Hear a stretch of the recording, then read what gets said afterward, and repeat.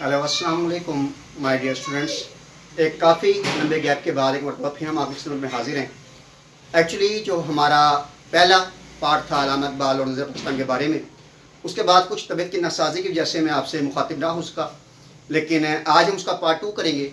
उसका पार्ट 2 में हम बात करेंगे इकबाल ने जो आगे प्रोसेस ज़िंदगी स्टार्ट की अपनी, उसकी आगे की ज़िंदगी कैसी थी।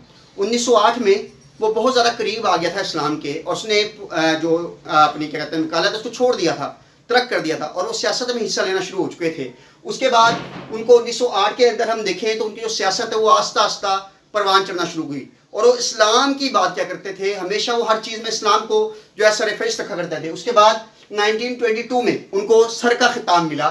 उसके बाद 1927 में पंजाब पब्लिकेशन के मेंबर मुंतखब हुए वो। उसके बाद 1930 में उन्होंने खुतबा इलाहाबाद दिया। ये खुतबा इलाहाबाद वो खुतबा है जिसने मुसलमानों के सियासी नज़रियात को तब्दील करके रख दिया। अगर हम देखें तो इससे पहले कभी पाकिस्तान की बात ना हो रही थी, इससे पहले कभी अलग ममलिकत की बात ना हो रही थी।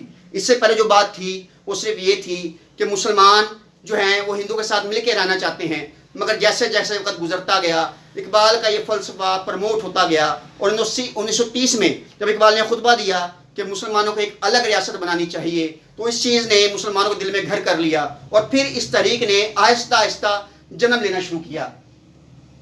जिन्ना साहब को वापस बुलाने में सबसे अहम जो किरदार था वो भी डॉक्टर अल्लामा मोहम्मद इकबाल का था।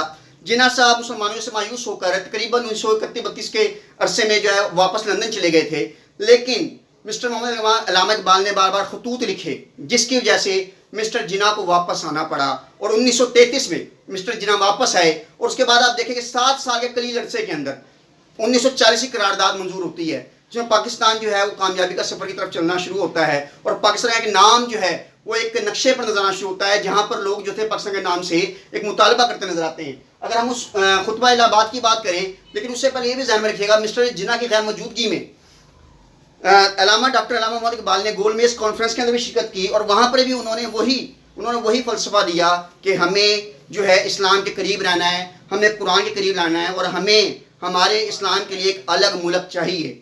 अगर हम बात करें खुतबा इलाहाबाद की, तो उसमें उन्होंने फरमाया कि मैं चाहता हूँ कि पंजाब, सिंध, सरहद, बलूचिस्तान, बंगाल एक रियासत में मुनज़्ज़म हो जाएं, और मुझे ऐसा दिखाई देता है कि बरतानवी हुकूमत के अंदर रहते हुए खुद मुख्तारी का हसूल और शुमाली रियासत में एक मुस्लिम रियासत का हसूल एक मुकद्दर बन चुका है मुसलमानों का। तो ये बात ध्यान में रखिएगा कि इकबाल जो है शुरू से आज़ादी के हाइल इंसान थे।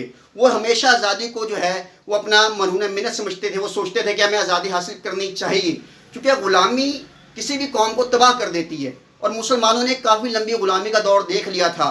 तो वही इकबाल का शेर दोहराते हुए फिर इस वीडियो का इख्तिताम करेंगे कि एक हो मुस्लिम हरम की पासबानी के लिए, नील के साहिल से लेकर ताबा खाके काशगर। और आपसे रिक्वेस्ट है कि हमारी वीडियोस को देखें और चैनल को सब्सक्राइब करें।